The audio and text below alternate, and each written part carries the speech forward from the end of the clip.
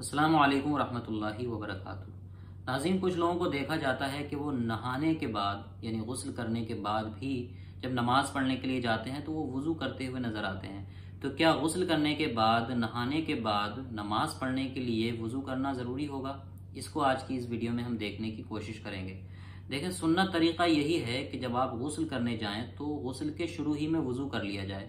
सुन्नत तरीका यही बयान किया जाता है कि पहले आप इस्तिंजे की जगह को धो लें, उसके बाद आप जिस तरीके से नमाज के लिए वज़ू करते हैं वैसे ही आप गुस्ल के शुरू में वज़ू कर लें।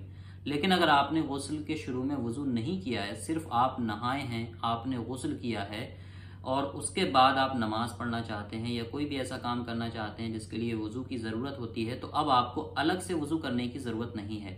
यानी नहा लेने ही से, गुस्ल कर लेने ही से आपका वज़ू भी हो जाता है, अलग से वज़ू करने की हाजत नहीं होती है। लिहाजा तिरमिज़ी की हदीस है, हदीस नंबर है 107, हज़रत आयशा सिद्दीक़ा रज़ियल्लाहु अन्हा से रिवायत है। वो कहती हैं, काना रसूलुल्लाह सल्लल्लाहु अलैहि वसल्लम ला यतवज़्ज़उ बादल गुस्ली, यानी हुजूर सल्लल्लाहु अलैहि वसल्लम गुस्ल करने के बाद वज़ू नहीं फरमाते थे।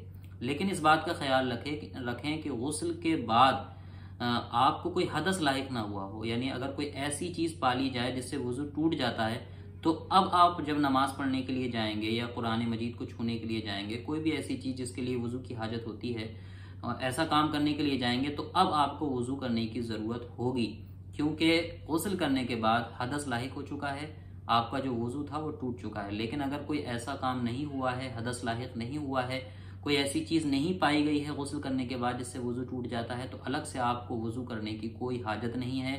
आपके गुस्ल के साथ आपका वज़ू भी हो गया, आप उसी वज़ू से नमाजें पढ़ सकते हैं।